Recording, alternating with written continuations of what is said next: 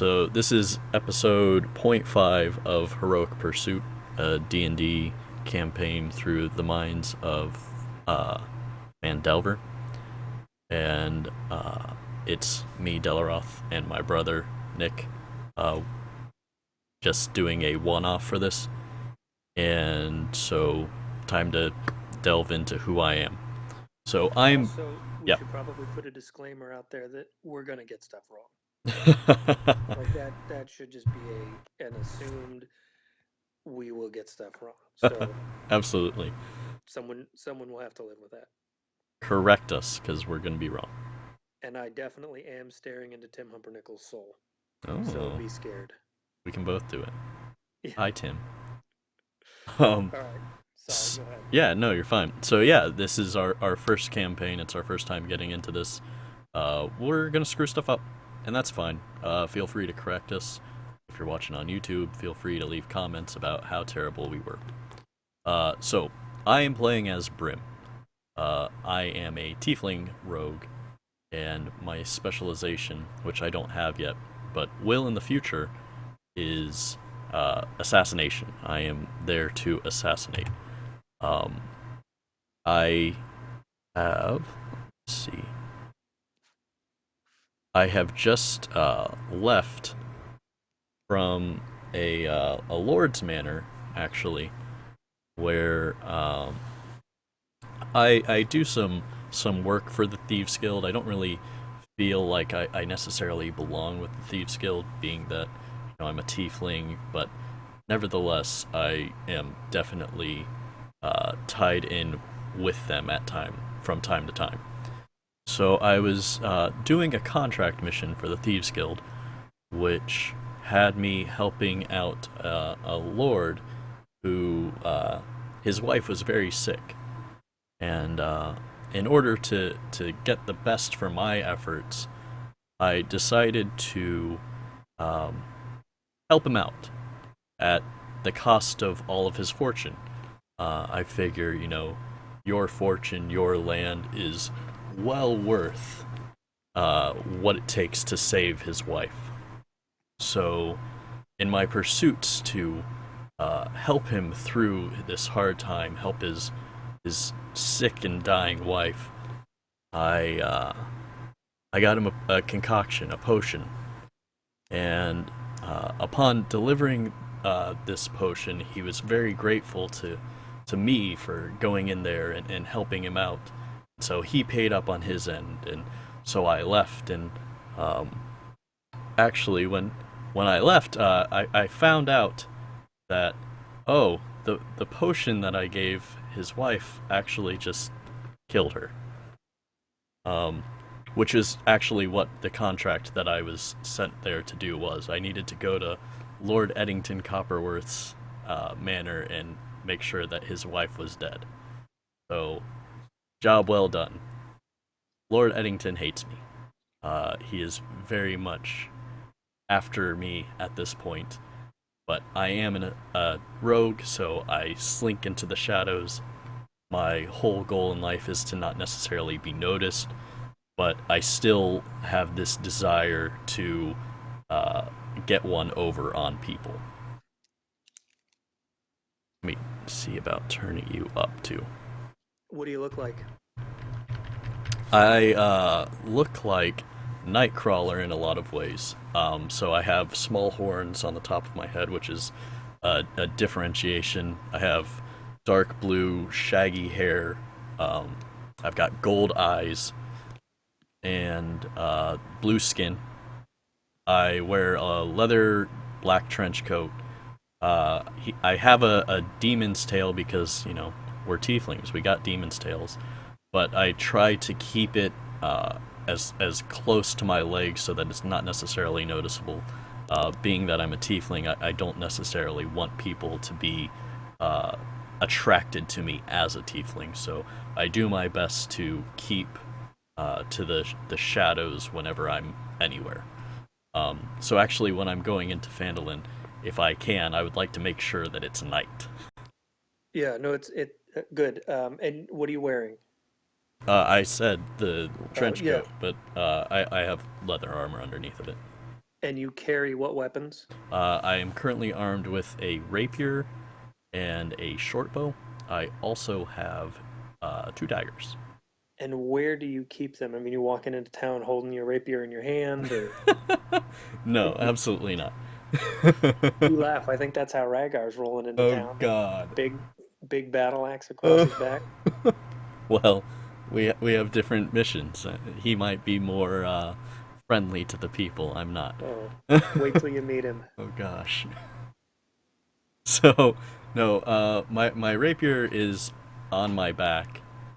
Uh, yeah, my rapier is sheathed on my back.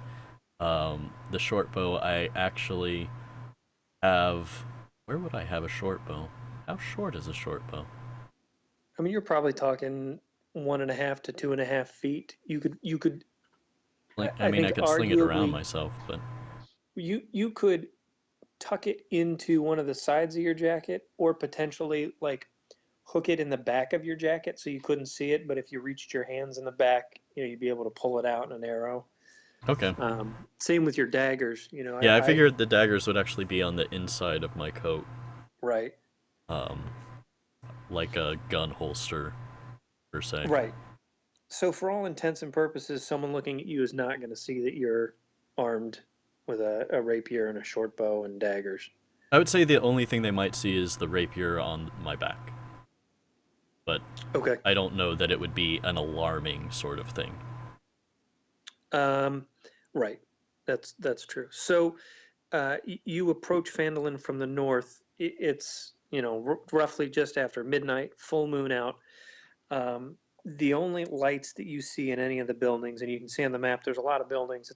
It's a quaint town, but it's not a two building town. You've got Stonehill Inn. You clearly see some lights on in the inn, um, and it is likely that there is some sort of bar um, there as well. Phandalin's Miners Exchange doesn't look like it's open, but you can see a guard sitting out guarding whatever may be in there. Um, and you will pass the blacksmith's home on your way in to town, and you'll notice as you go that all of the lights are off on that. So enter town and make your way wherever you want to go, do what you want to do, and talk me through that. Okay. Um, so as I left Lord Eddington's manor with the money in hand, I decided that I wanted to go ahead and get some information on an item. There was a dagger that I had my heart set on uh, getting, so I um, I'm pulling up my character sheet right now. Make sure I'm talking about myself right.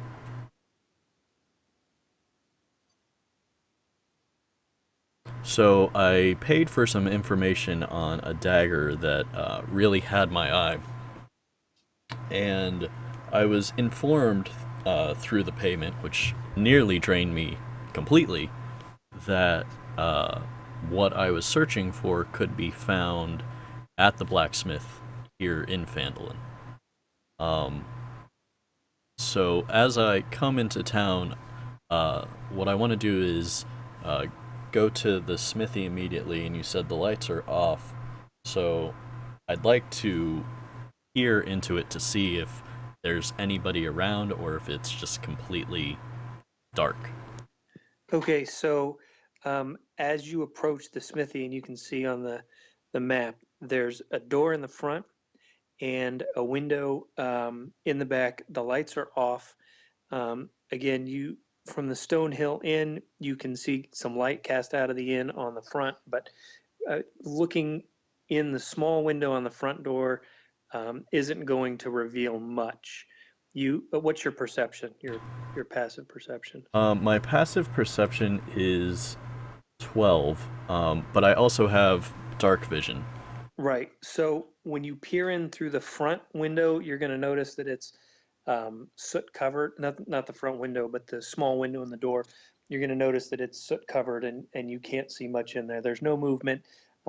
There's no fires burning. There's no lights on or anything like that.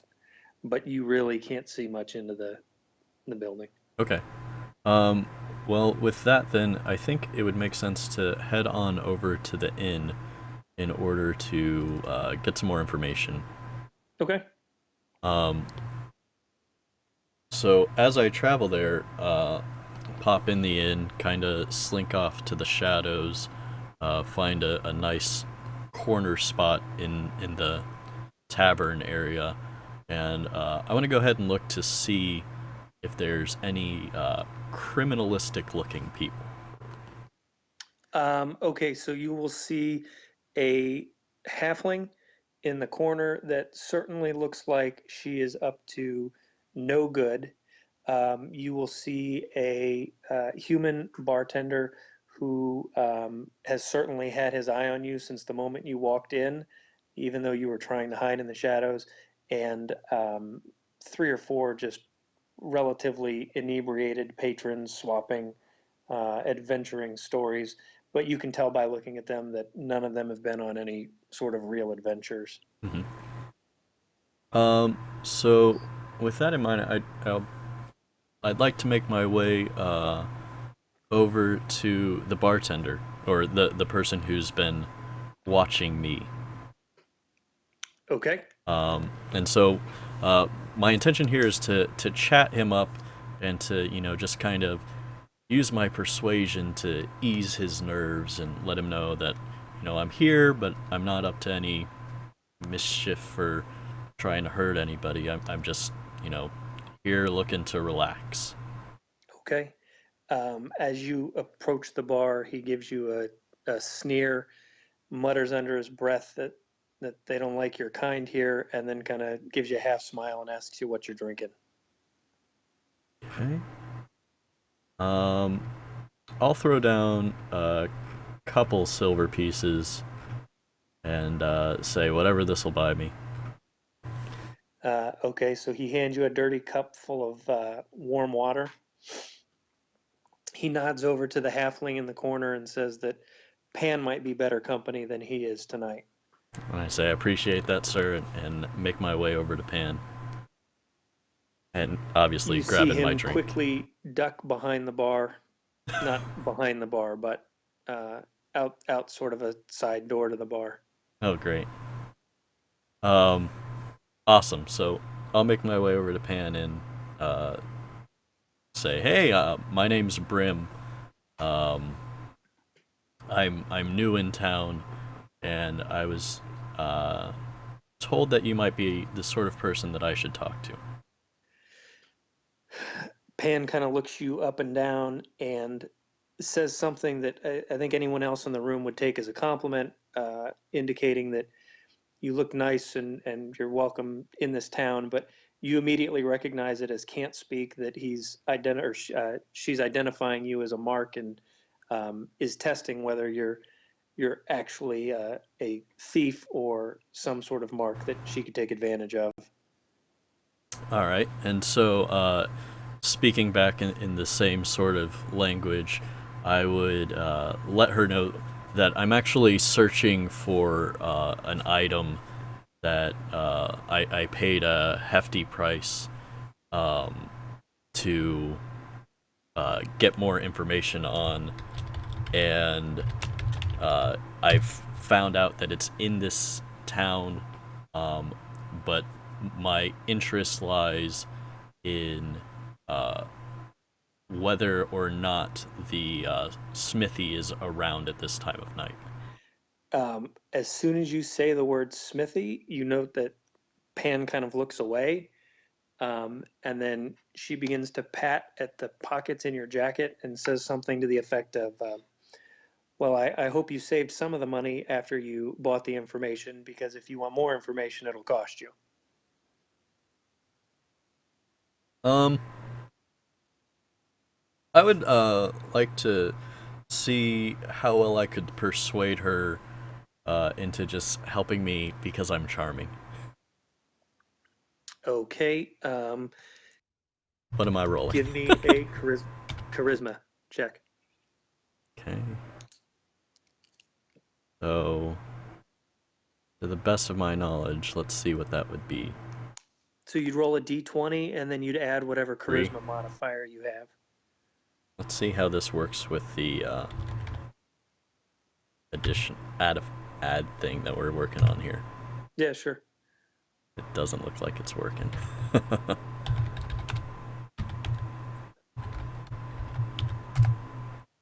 No, so we'll roll d20 and add 3. Just roll a d20 and we'll add Yep. 3. Come on. Nope.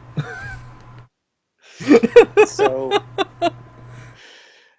so Pan steps up on the table, smacks you in the face, and tells you she doesn't need anyone to charm her. I'll relent and Then say she sits back down on the table and continues to drink the grog that she was drinking before you interrupted her. I'll relent and put down a gold piece and say, all right, what sort of information do you have? She, again, using thieves' cant, tells you that on good authority, the blacksmith goes to bed at 9 o'clock, wakes up at 6 o'clock every day. He locks his front door um, and sleeps with a dagger under his bed. That actually piques my interest. So when she says that, I inquire. So is it any sort of dagger that he sleeps with under his bed, or? What do you take me for? I've not been that close to the blacksmith, she says. She finishes her drink and throws uh, the tankard that she's holding at the barkeep, who catches it in his hand, refills it, and walks over a full cup of grog for And what time is it? her. Right now it's probably 12:30, Okay, okay. 12:45. So I'll nod at Pan and say, thank you. Your information has been very valuable. Obviously, I'm using thieves' cant the whole time. Um, and I'll just thank her and say, if there's anything I can do to help you out, let me know. And go ahead and head on out the door. She kind of smacks your tail as you walk away in a little flirty manner, and so you're back out into the streets of Phandalin. All right.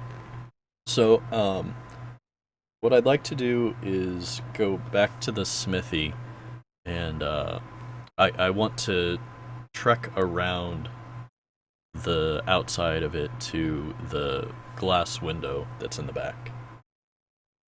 And I want to press it and see if it's unlocked. And if not, then I would like to go ahead and pick it. Whoa.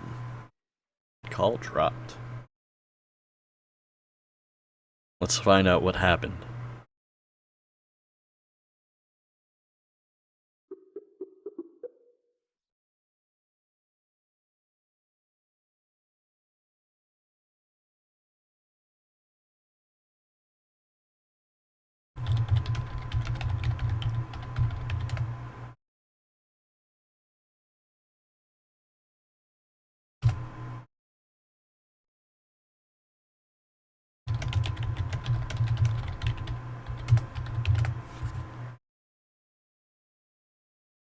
The person whom you're trying to reach is.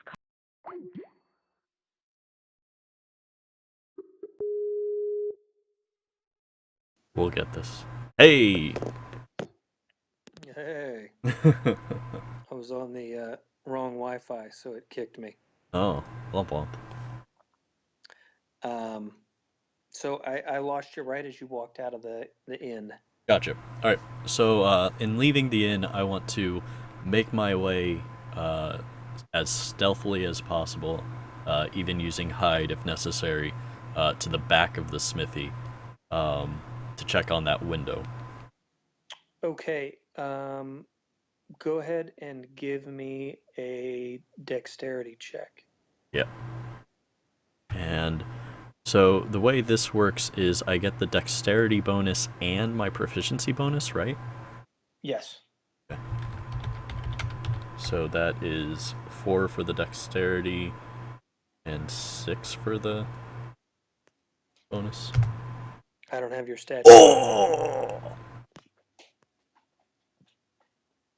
Wow. Okay. Well, you, I guess, forget your bonuses. You slink into the shadows, and uh, yeah, I mean, anyone who would have been outside walking by, it would have looked like you stepped out of the inn into a shadow and then just appeared immediately beneath the window. The window is probably 3 feet off the ground, so right at your height. Um, you can peer in, and even with your low light vision, you still can't see anything. There's just too much soot that's collected over the years on the window to offer any help. Okay, so what I actually want to do is try pressing up on the window to see if it'll open. Um, Okay. and if it does open at all, I just want to open a crack. And if it doesn't open, then I want to pick it. Okay. You press the window and it creaks slightly, but does not open. So roll me a dexterity check if you want to try and essentially break in without detection. This is just to open the window. I don't want to break in. I just want to make the window open. Right. Yeah. No. Give me a dexterity roll. So what is that? It's 11 plus 6. So my dexterity is +4, and then my I don't know if this would be sleight of hand. It'd be thieves' tools. You get a bonus for your thieves' tools. Okay, I'm not sure where that is. I guess that's +2. So +6 total. So it's a 17. Yeah. Um, okay. So the window opens just a crack, and soot kind of puffs out. But again, you don't see anything. There's no fires burning. You can make out the outline of the fire pit in the room. It's about 10 feet in front of you. You note that it's about 3 feet tall, and it's a big circle. Occupies a big 10-foot wide circle, and it terminates at the top into a chimney. So you can kind of see that from where the window opens and how you're looking in underneath it. Okay. You can also, you notice as you're looking in, actually, what's your perception? So my perception gets a. So my passive perception's 12, but I have the additional perception of a +4 for the proficiency. Okay, so roll me a perception check.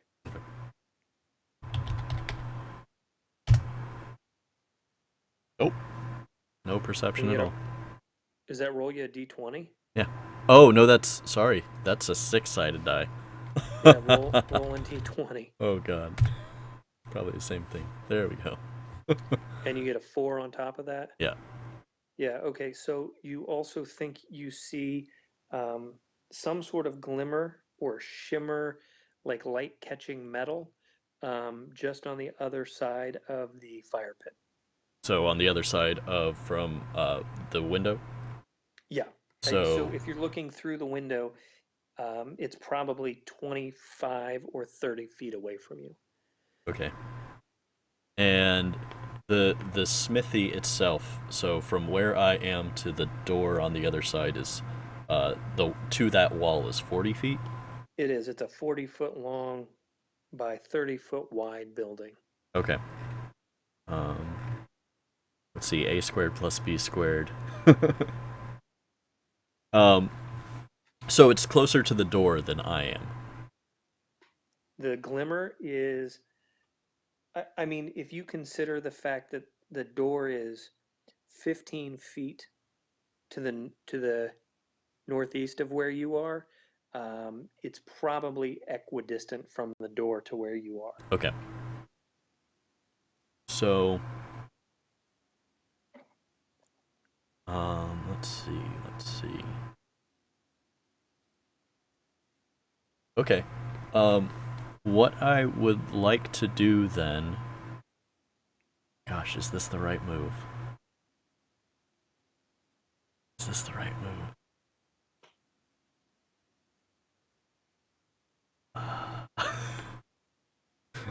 So I'd like to go to the front door.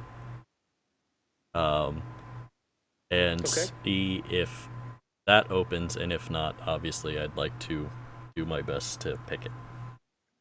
Okay. First of all, roll me a dexterity check. Hmm?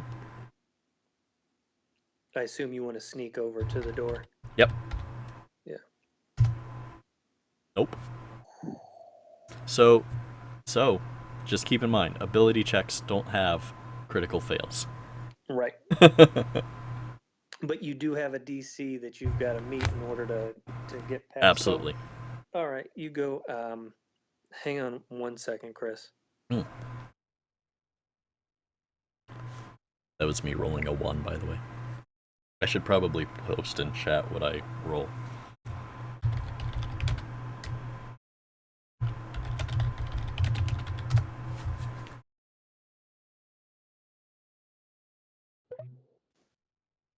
All right, you still there? Yep. All right, sorry. Fine. Okay, so you walk around to the front of the building, bumping into the trash can on the way. Fortunately, though, for you, no lights turn on in any of the surrounding buildings. When you get there, you can jiggle the lock, but you can tell that the lock is locked and the door's not going to open. All right.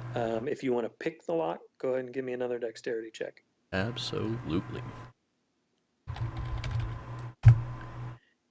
And add in your proficiency bonus and your thieves' tools. So that would be. Is it using sleight of hand or is it thieves' tools? It's thieves' tools. Okay, so it's +6. Total. So you get a 12. Yeah. Yeah. You're fumbling around with your lockpick set. You hear the lock break, and the door swings wide open and clangs into the backside of the wall that it hits. Excellent. So, since that happened, and I'm certain that I just woke up, uh, whoever was in there,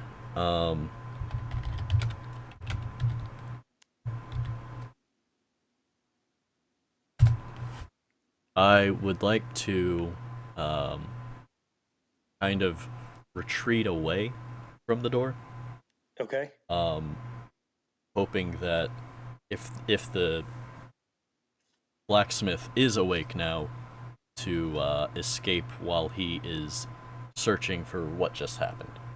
You turn around to back away and notice that a band of constables are doing night patrol Hmm. about 20 feet away from you, and you have less than 6 seconds to either be spotted by the constables or step into the blacksmith's house. All right. In that case, I will go ahead and um, yeah. I so where are the constables right now on the map?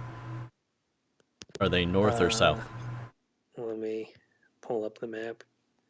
I'll tell you, they're probably coming from both directions. Oh, They would be coming from both the south and then, um, so they would be to the west of the Stonehill Inn, and you'll see a second set coming from the north, just northwest of Barthen's Provisions. okay. So they're like right there and then down here. All right. Well, in that case, I'm going to go ahead and hop on into the smithy. Okay, And sorry. roll me initiative. Oh gosh.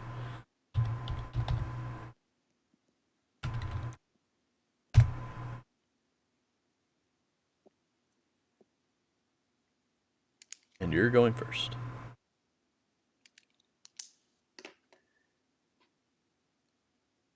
Okay. Um, So you immediately stumble into the blacksmith's um, house. And as you do, you see 30 feet in front of you sort of a shadow move. And give me 1 second.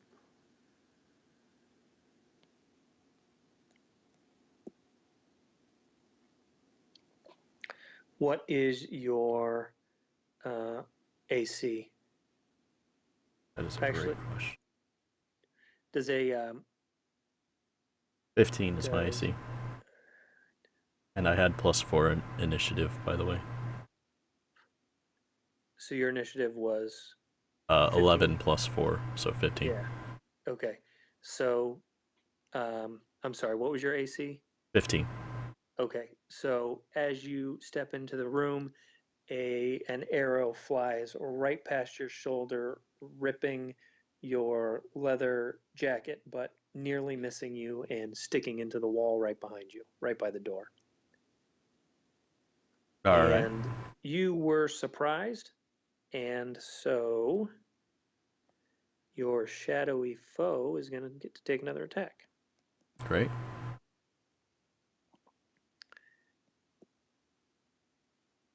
Okay, and this time, while you turn to look at the arrow that just flew past your right shoulder, um, another arrow zings into your left shoulder, sinks in.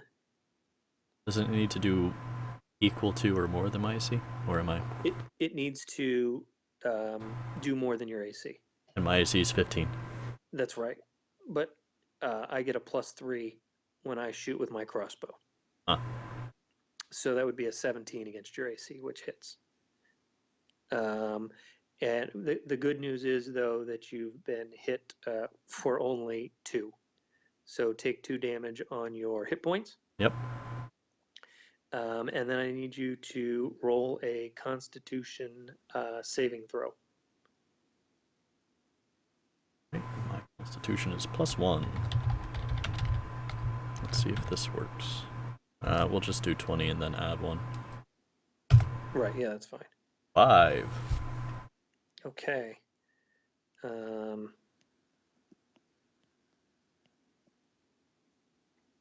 Oof.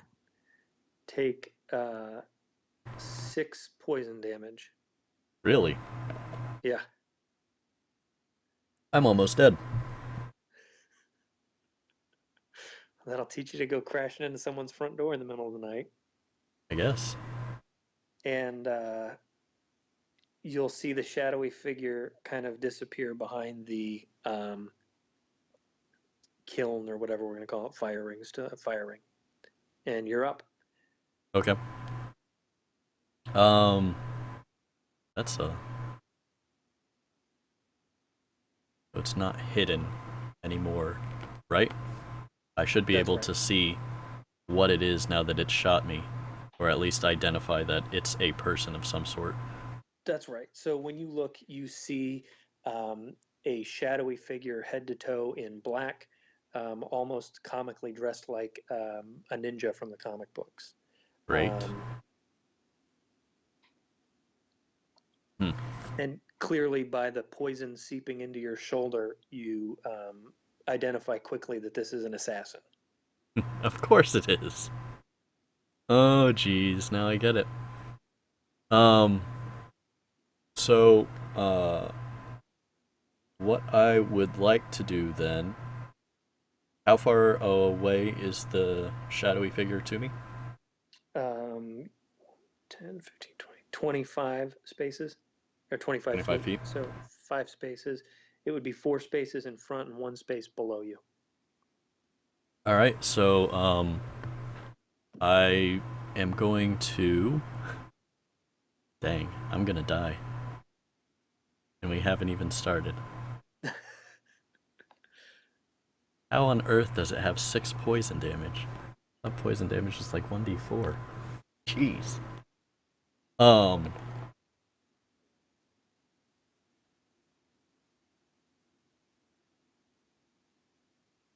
Do I go for it or do I get away?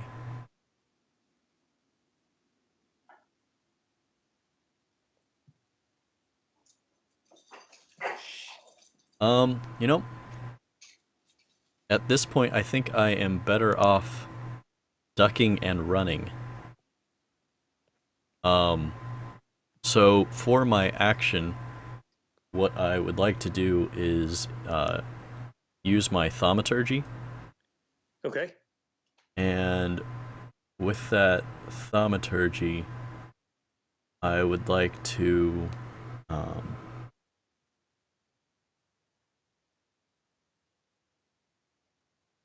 cause the ground to shake underneath of the shadowy figure. It's harmless; it does no damage. Um, but it's like a disorienting tremor, Okay. and I'm going to use that to turn out and run 30 feet to over just south of Barthen's provisions. Okay. Roll me a dexterity check. Yep. That's +4, so it's a 10. Okay. You uh, get Wait a out. minute. What's that? It says my proficiency bonus for dex is +6, but on my dexterity it says +4. Well, either way, we can sort through that. But you get out through the front door and um, stumble. Let me look at the map. Which way are you headed? East, south of Okay. Barthen's provisions. What is your passive perception? 12. All right. The map is not showing up on my screen. There's a temple right near you, isn't there? Um, their Sister Grail's home. That is, it's a temple. It's a Oh, the Shrine of shrine Lump. of luck. Yeah, Yeah. that's directly Um, south. yeah. So as you stumble out, you determine that your only means of safe escape are to either return to the temple or to the inn. Before you can make that final decision, you feel a third arrow strike you in the back.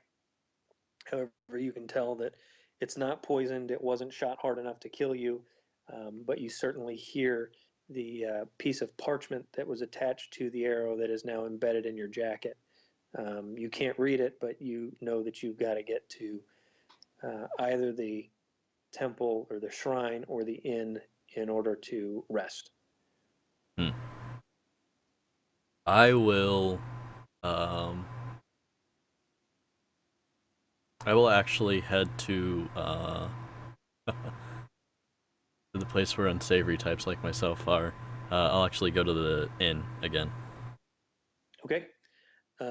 As you stumble into the inn, Pan grabs you, drags you over back to her table, pulls the arrow out of your back, and unceremoniously plunges it into the table.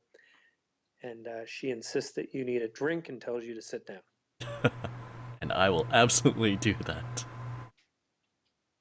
Um, and while I agree and have that seat, I want to look at the arrow that was formerly sticking in my back. Yeah, I mean, there's nothing remarkable about the arrow. It's a black shaft. It has black feathers sticking out of the back and just a black steel tip. Okay. What's probably more remarkable is the note attached to the arrow.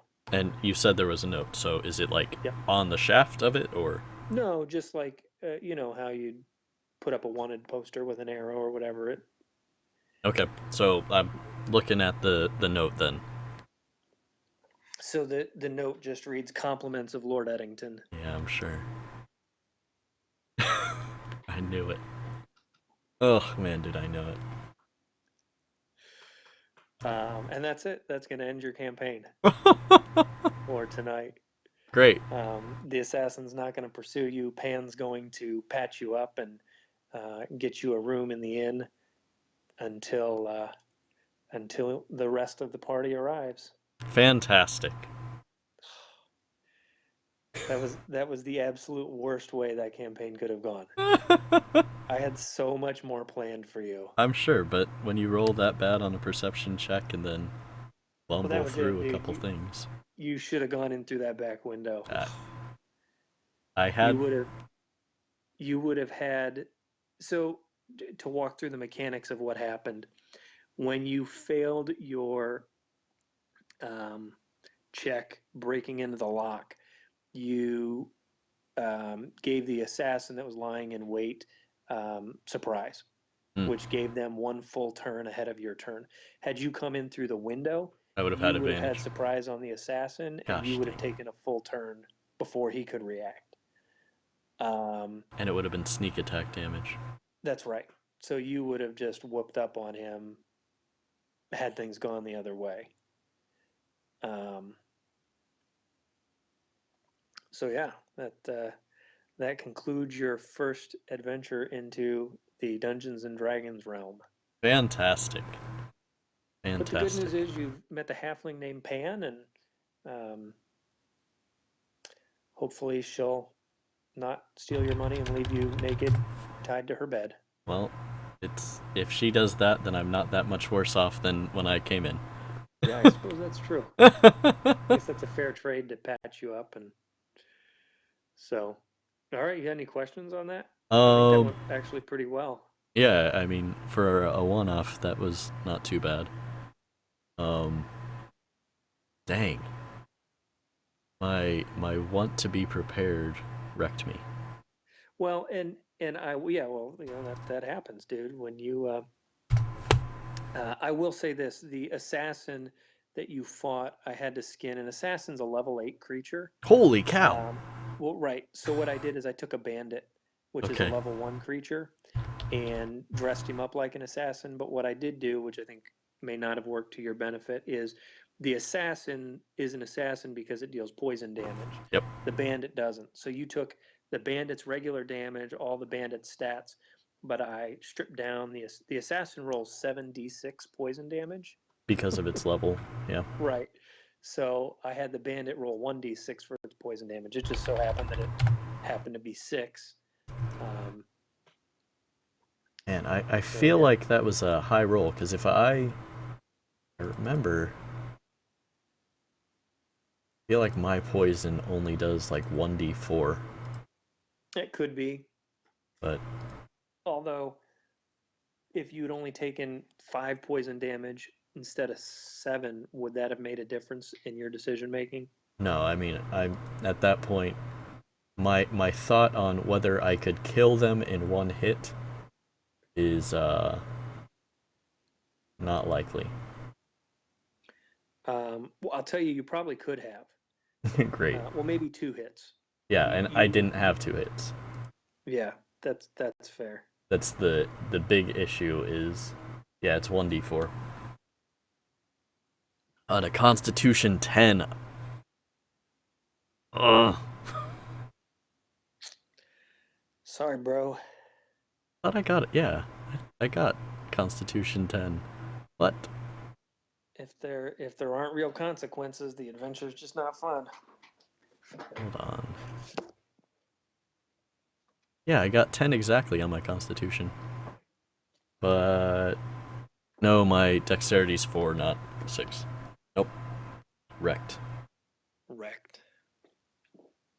All um, right, dude. You got any other questions or any more unpacking you want to do before I unceremoniously go to sleep?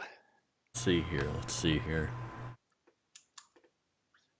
So, for record keeping, I am minus 1 gold piece and 2 silver pieces. Yeah, don't get too caught up in that. Not We're worrying not going about to it. be hyper technical on that, and Alright. at the start of your adventure, that won't matter, So we'll just and consider you'll that see part why of. when we start the campaign.